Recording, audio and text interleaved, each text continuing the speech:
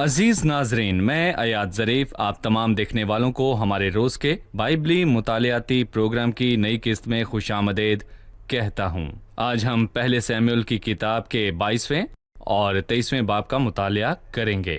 Programme کے باقاعدہ آغاز سے پہلے میں خدا کے خادمین کو خوش آمدید کہنا چاہوں گا۔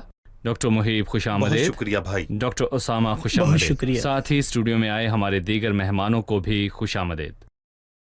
ڈاکٹر اسامہ، سب سے پہلے میں چاہوں گا کہ آپ ہمیں 22ویں باب کا ایک عمومی خیال پیش کیجیے۔ 22ویں باب میں ہم دو منظر دیکھتے ہیں، ایک منظر میں داؤد ہے اور ایک منظر میں ساؤل ہے۔ ایک منظر اس شخص کے لیے جس نے خدا کی سوچ کی پیروی کی اور جو خداوند کے حکم کے مطابق چلتا ہے۔ جب جاد نبی نے اسے بتایا کہ اس گڑھ میں مت رہ، روانہ ہو اور یہودا کے ملک میں جا، اور بادشاہ جسے لوگوں نے چنا تھا اس نے کاہنوں کو شہر میں کیسے مارا۔ کیا وہ ساؤل تھا؟ جی، وہ ساؤل تھا، اور ایسا کرنے کے لیے ادومی دوئگ کو استعمال کیا گیا تھا جو شروع سے ہی اس کے ساتھ چلاکی اور چال بازی سے بات کرتا تھا۔ مثلاً 10ویں آیت میں ہم پڑھتے ہیں کہ دوئگ نے کہا، اخی ملک نے داؤد کے لیے خداوند سے سوال کیا، اور اس نے اس کے لیے خداوند سے سوال کیا اور اسے زرد راہ دیا اور فلسطی جولیت کی تلوار دی۔ اس نے الفاظ کو توڑ موڑ دیا، اور در حقیقت 21ویں باب میں ہم بالکل نہیں پڑھتے کہ اخی ملک نے خداوند سے دریافت کیا۔ ہم پڑھتے ہیں کہ اخی ملک داؤد سے ملنے کو کانپتا ہوا آیا اور اس سے کہا، تو کیوں اکیلا ہے اور تیرے ساتھ کوئی آدمی نہیں؟ بنائی کہانی بنانا، جی ہاں، ہم برائی کو اس طرح دیکھتے ہیں جیسے ایک طرح کے پروں والے پرندے ایک ساتھ جمع ہوتے ہیں۔ ہم توقع کرتے ہیں کہ اگر ساؤل کسی کا دوست ہوگا یا کسی پر بھروسہ کرے گا یا کوئی اس کی طرف ہوگا تو ادومی دوئگ کے سوا کون اس کی طرف ہوگا؟ بے شک اس کے اور داؤد کے درمیان تضاد تھا، جیسے کہ ہم نے دیکھا کہ ہر کوئی جو مصیبت میں تھا، ہر کوئی جو قرضدار تھا اور ہر کوئی جس کی روح تلخ تھی، داؤد کے پاس جمع ہوئے۔ لیکن ہم یہ بھی جانتے ہیں کہ رد کیے ہوئے بادشاہ کے پاس بہت کم لوگ جمع ہوئے اور سب سے بڑی اکثریت ساؤل کے پاس جمع ہوئی، اور یہی ہم موجودہ دور میں دیکھتے ہیں کہ جو خالص دل کے ساتھ اور خداوند کے پاس جمع ہوتے اور اس کی پیروی کرتے وہ بہت کم ہیں، اور جو دنیا کی پیروی کرتے ہیں اور دنیا کی خواہشات اور جسم کی پیروی کرتے ہیں وہ بہت زیادہ ہیں۔ ڈاکٹر محیب، میں 22ویں باب کی پہلی آیات کو پڑھنا چاہوں گا۔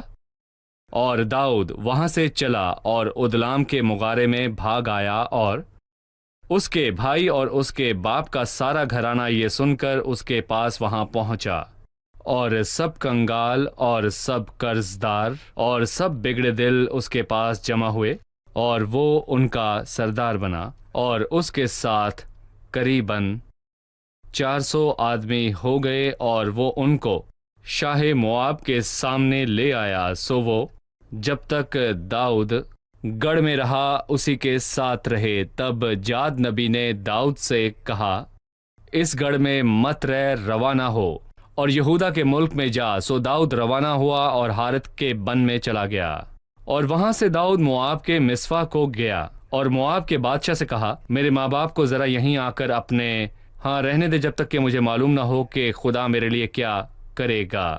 ڈاکٹر محیب، وہ وقت جس میں داؤد ایک جگہ سے دوسری جگہ پھر رہا تھا، اس میں کتنا وقت لگا، اور علامتی طور پر ہم اس میں کیا دیکھتے ہیں، اس کے بارے میں وضاحت کیجیے۔ یہ مختصر وقت نہیں تھا، اور یہ داؤد کی زندگی کا بہتر دورانیہ تھا، اور شاید یہ 10 سے 15 سالوں پر محیط تھا، اور اس میں اسے خطرہ تھا، اور وہ سارا دن مر رہا تھا، اور اس کے ساتھی یونتن کے چھوڑنے پر اسے دھچکا لگا، اور اس نے محسوس کیا کہ وہ دنیا میں اکیلا ہو گیا، اور نفسیاتی دباؤ کی وجہ سے وہ عدم توازن کا شکار ہو گیا، اور وہ کاہن کے پاس گیا، لیکن افسوس کہ وہ خدا سے نہیں ملا، حالانکہ وہ خدا کے گھر میں گیا تھا، اور وہ وہاں سے براہ راست جد کے بادشاہ اکیس کے پاس گیا اور وہاں پاگل ہونے کا بہانہ کیا، اور اس کا یہ رویہ اس پرندے کی مانند تھا جو اپنے گھونسلے سے گر گیا ہو، اور اس کے بعد وہ وہاں سے چلا گیا اور اپنا توازن دوبارہ حاصل کیا، اور وہ ادلام کے مغارے میں چلا گیا، اور یہ اس کی زندگی کا اچھا وقت تھا، اور سب کنگال اور سب قرضدار اور سب بگڑے ہوئے دل اس کے پاس جمع ہوئے، اور وہ ان کا سردار بنا، اور اس کے ساتھ تقریباً 400 آدمی گئے، اور اس کے بعد وہ مصافہ میں مواب کے بادشاہ کے پاس مواب میں گیا، کیونکہ اس کی ماں اور باپ وہاں تھے اور وہ بوڑھے تھے، اور ہم جانتے ہیں کہ داؤد کی دادی یعنی روت مواب میں تھی، لہٰذا میں کہوں گا کہ وہاں ہم آہنگی تھی، اور مواب میں ان کے رشتہ دار تھے، چنانچہ ماں اور باپ جو کہ بوڑھے تھے وہ مواب کے بادشاہ کے پاس پناہ کے لیے گئے، لیکن خداوند کی مرضی یہ تھی کہ وہ مواب میں نہ رہے، اس لیے خدا نے جد نبی کو بھیجا تاکہ اس سے کہے کہ وہ مواب کے قلعے میں نہ رہے بلکہ وہ یہودا کی سرزمین میں آ جائے، اور واقعی ہی وہ یہودا کے بیابان میں چلا گیا۔ اس عرصہ میں داؤد بہت مایوس تھا اور وہ نفسیاتی طور پر تھکا تھا، اور ساؤل نے اسے ستایا جو کہ مسیح کی علامت ہے اور جسے دنیا نے رد کیا، اور وہ لوگ جو داؤد کے پاس ادلام کے غار میں جمع ہوئے اور اس کی پیروی کی، وہ ان ایمانداروں کی علامت ہے جو خداوند کی تعریف کرتے ہیں، وہ خداوند جسے دنیا نے رد کر دیا، اور وہ ان کا سردار بن گیا۔ اور وہ چھوٹا سا حلقہ جو اقرار کرتا ہے کہ مسیح ان کا مالک اور خداوند ہے، اور وہ اسے اپنی زندگیوں کا مالک اور گھروں کا بادشاہ قرار دیتے ہیں، تو اس میں کوئی شک نہیں کہ خداوند ان میں سکونت کرتا ہے، ان لوگوں میں جو اس سے سچی محبت رکھتے اور وفادار ہیں۔ ہم مسیح کی ثابت قدمی کے دور میں ہیں، وہ دور جس میں ہم دنیا کو دشمن محسوس کرتے ہیں اور خود کو رد کیا ہوا محسوس کرتے ہیں اور زخم محسوس کرتے ہیں جس کی اجازت خداوند دے رہا ہے، اور بے شک ہم مشکلات کے بغیر سفر کی توقع نہیں کر سکتے، اور داؤد کا سفر بہت مشکل تھا، وہ آنسوؤں سے بھرا تھا، اور ہمارا بھی ایسا ہو سکتا ہے، لیکن یہ ادوار ہمیں خداوند پر بھروسہ دیتے اور ہمیں اس کے ساتھ جوڑتے ہیں۔ صحیح، لیکن یہ 10 سال سے بڑھ کر گیا، ایسا ہی ہے؟ ٹھیک ہے، یہاں پر ہم ایک چھوٹا سا وقفہ لیں گے اور پھر مہمانوں کے سوالات کے ساتھ حاضر ہوں گے، ہمارے ساتھ رہیے۔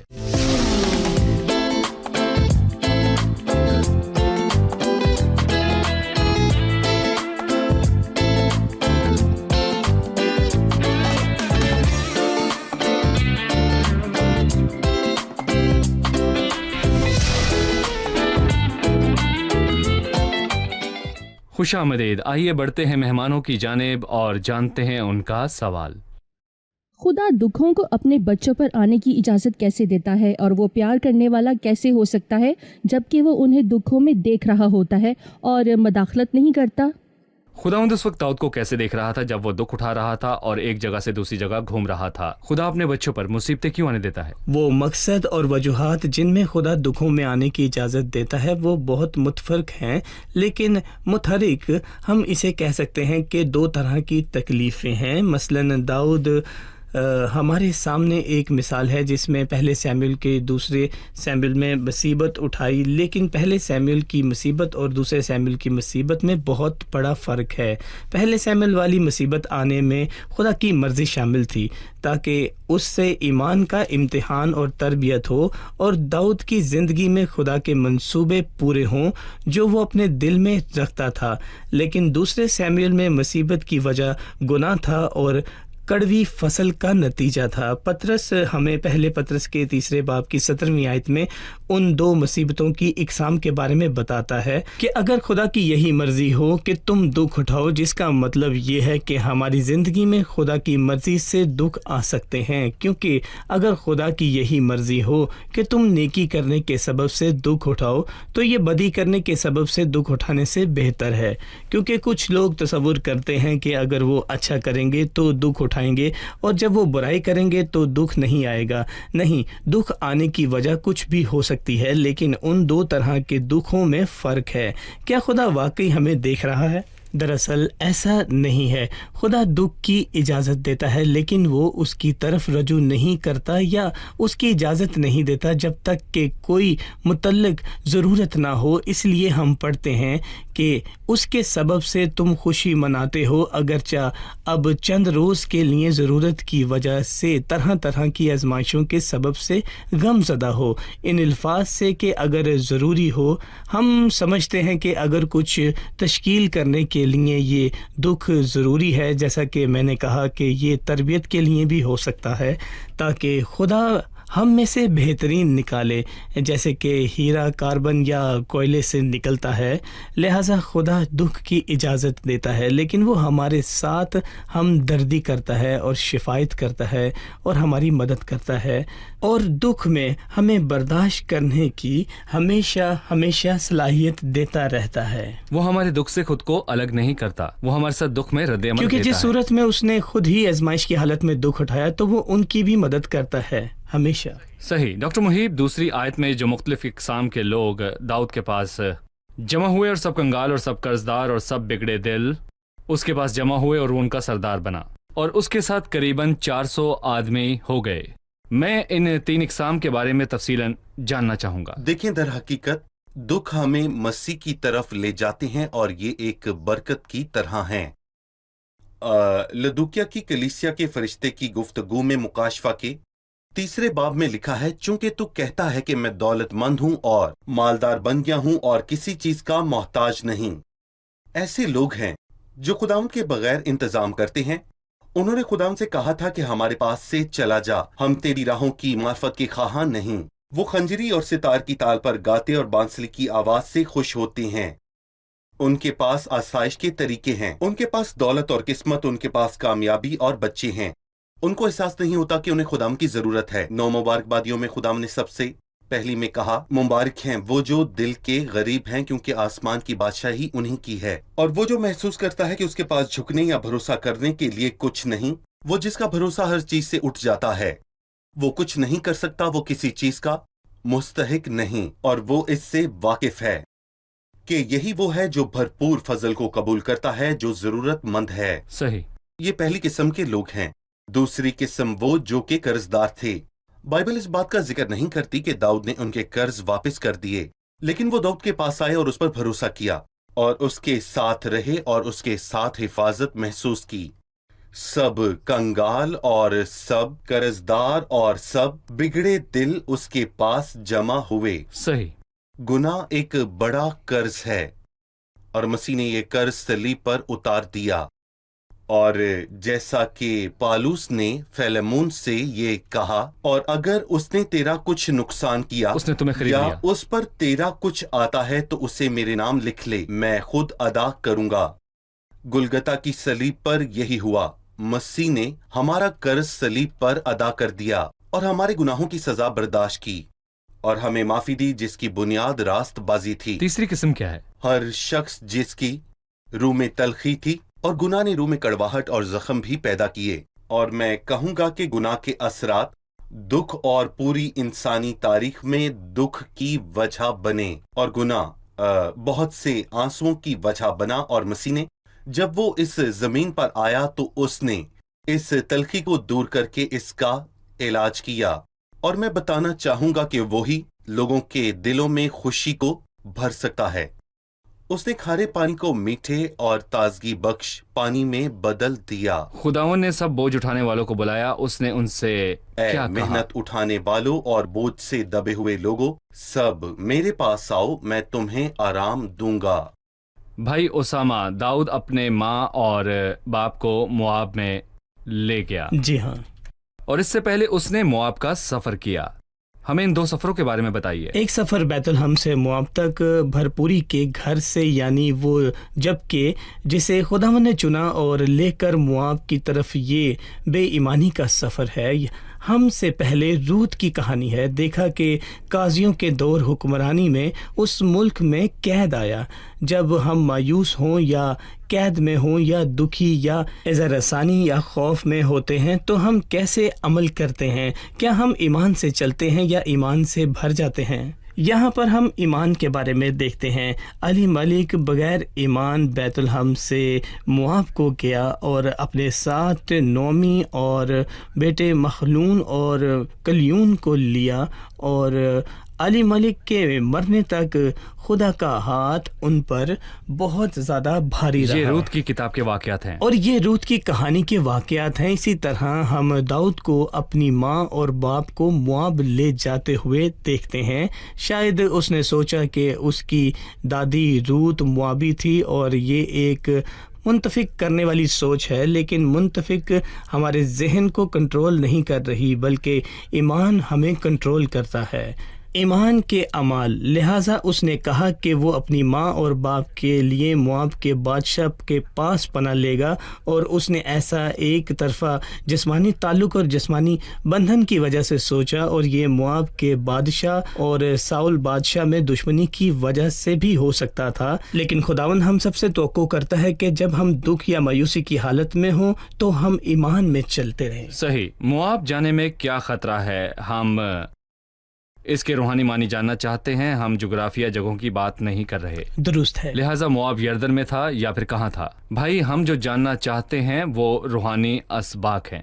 کسی بھی شخص کے لیے روحانی معنی میں بیت لحم چھوڑ کر روحانی معنی میں مواب جانا کیوں خطرناک ہے، اس کے بارے میں بتائیے۔ خدا کی مرضی کی بھرپوری اور خدا کی قربت اور جہاں عبادت کی جاتی ہے وہ جگہ بیت الحم ہے۔ دنیا کی موجودگی اور دنیا کی چیزیں، جسم کی خواہشات اور آنکھوں کی خواہشات اور مال پر فخر مواب کی طرف اشارہ کرتے ہیں، اور دراصل ہم دیکھتے ہیں کہ ایمانداروں کی دو اقسام ہیں۔ ایک روحانی ایماندار ہیں جو روحانی طور پر بیت الحم میں موجود ہیں، اور دوسرے جسمانی ایماندار ہیں جو روحانی طور پر مواب میں موجود ہیں۔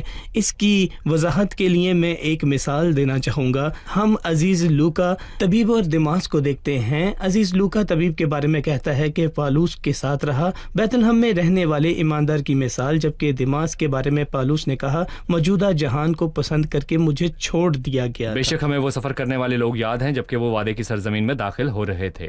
وہ مشرق سے مغرب کی طرف آئے، دریائے یردن کے مشرق سے دریائے یردن کے ذریعے مغرب میں داخل ہوئے۔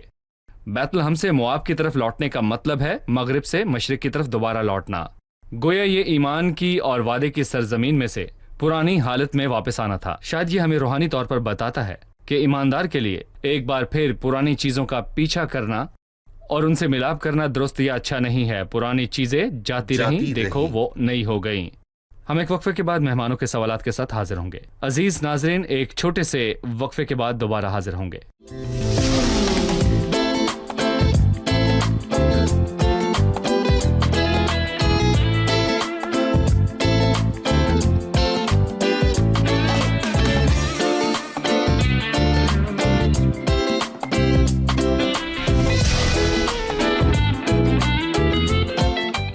خوش آمدید۔ آئیے بڑھتے ہیں مہمانوں کی جانب اور جانتے ہیں ان کا سوال۔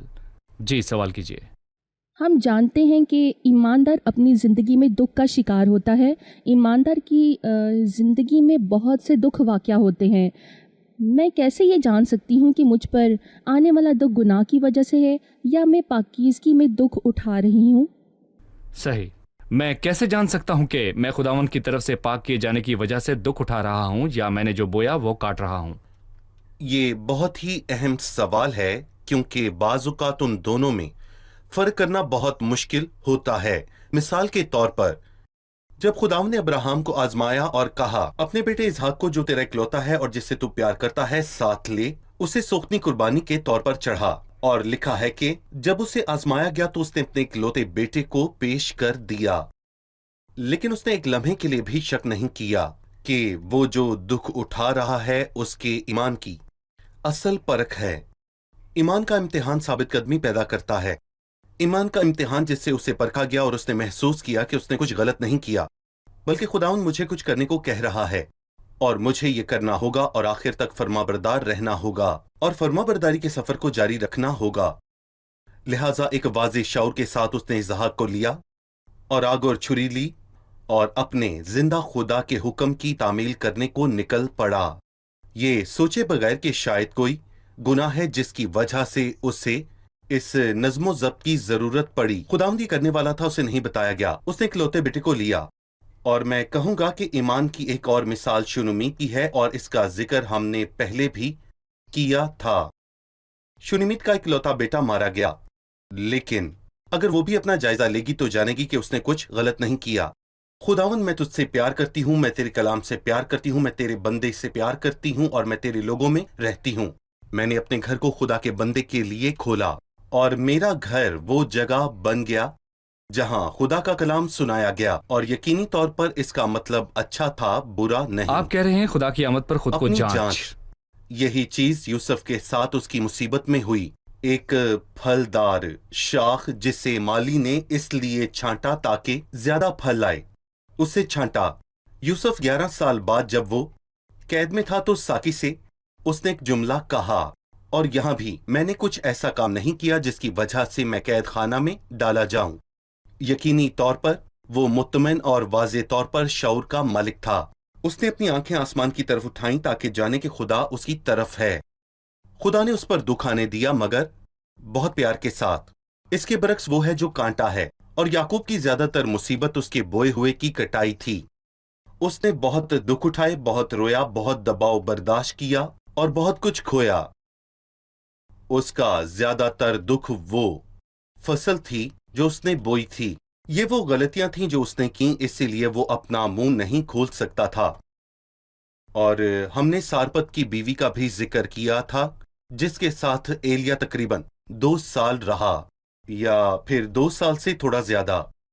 اس نے ایلیا سے کہا تو میرے پاس آیا ہے کہ میرے گناہ یاد دلائے اور میرے بیٹے کو مار دے۔ جانچ۔ بالکل۔ چنانچہ جانچ کرنے سے پتہ چلتا ہے کہ یہ ہونے بالکل۔ کا وقت ہے، یا یہ خدا ان کی طرف سے پاک کرنے کا عمل ہے، بونے کی کٹائی ہے یا پاکیزگی۔ بالکل آخری مثال سمسون کی ہے، اور سمسون بھی یوسف کی طرح جیل میں گیا، لیکن جب یوسف قید میں گیا تو یہ کہہ سکتا تھا یہاں بھی میں نے ایسا کوئی کام نہیں کیا جس کے سبب سے میں قید خانہ میں ڈالا جاؤں، لیکن سمسون یہ نہ کہہ سکا۔ ٹھیک ہے۔ سمسون جانتا تھا کہ اس کے ساتھ جو ہو رہا ہے اس کی غلطیوں کی وجہ سے ہے۔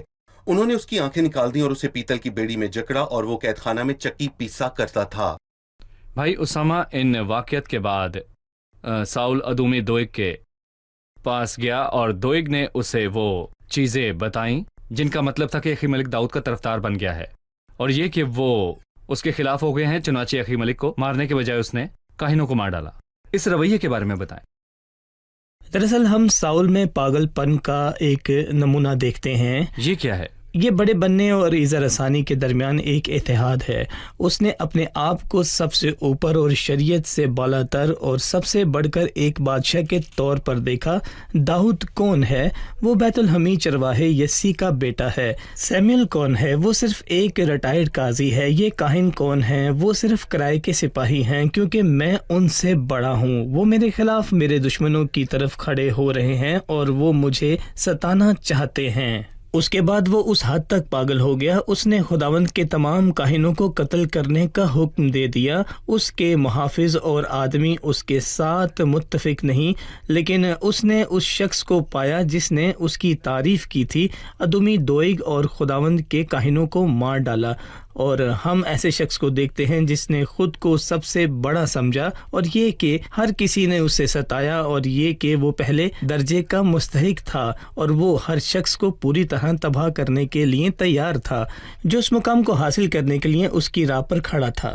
ان کاہنوں میں سے کچھ بچ گئے، وہ کون تھے؟ ابھی تر وہ داؤد کے پاس بھاگ گیا، اور دراصل داؤد نے اسے بتایا اس کی وجہ میں ہوں، اور در حقیقت جو کچھ ہوا اس کی وجہ داؤد تھا، کیونکہ اس نے اخی ملک سے جھوٹ بولا تھا۔ لیکن اس کے علاوہ یہ مت بھولیں کہ اخی ملک کا پورا خاندان وہ فصل کاٹ رہا تھا جو کہ ایلی نے بوئی تھی، اور یہ سب کچھ خداوند کی نگرانی میں ہوا تھا۔ خدا کبھی بھی وقت ضائع اور نہیں خداوند کرتا۔ کے اختیار کے نیچے خدا ان معلومات سے حیران نہیں ہوا۔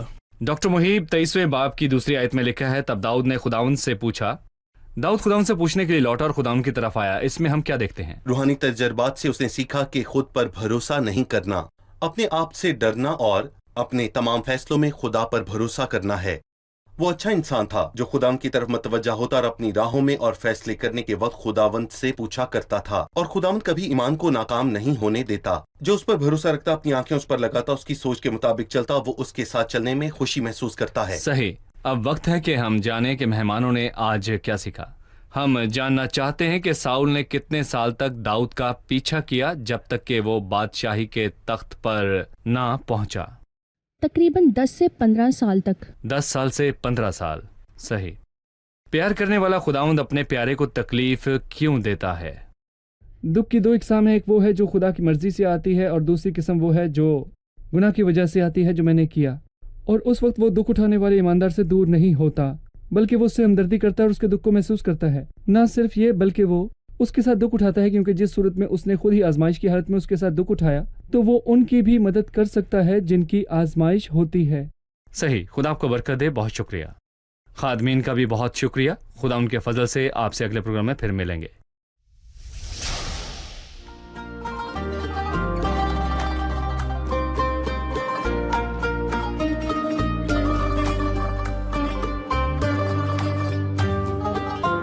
كيف أنسى سيدي الغالي المسيح، كيف أنسى دام ذا الجنب الجريح، من رآني في هواني فأتى طوعا إلي، من فداني واشتراني كاسرا قيد يدي. كيف أنسى قلبك العافي الكبير، من عفى عني وعن جرمي الخطير، فمحى كل ذنوبي وابتدى عهدا جديدا، وملا بالروح قلبي فغدا قلبي سعيدا. كيف أنسى سترك طول السنين، يدك الحارسة في كل حين، وسط حزني وسط ضيقي وسط أمواج الحياة، صرت حصني ورفيقي، صرت لي باب النجاة.